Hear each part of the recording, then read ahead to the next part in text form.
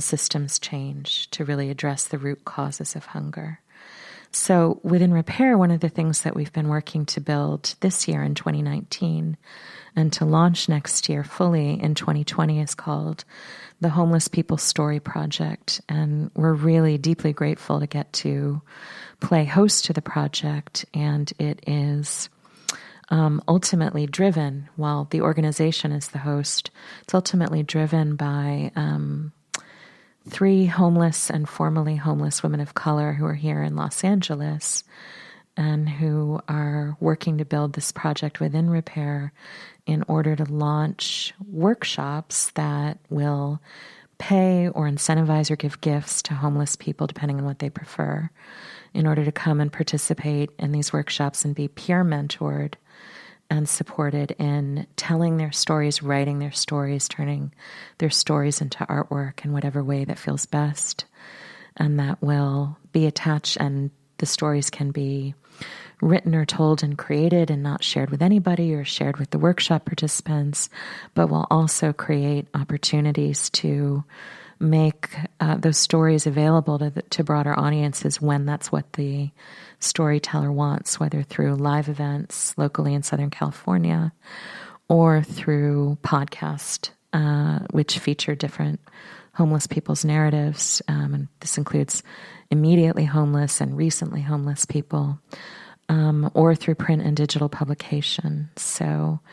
in thinking about where would I want to channel some of my really powerful need to address hunger, it's been intense and sometimes overwhelming, but also truly joyful to have what I can imagine as a really productive channel or outlet to do something with traumatic or with hunger-related trauma, traumatic hunger,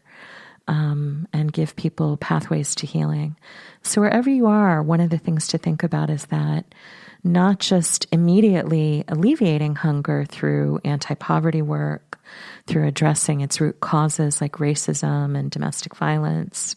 and warfare, and immigrant hypervulnerability, but also to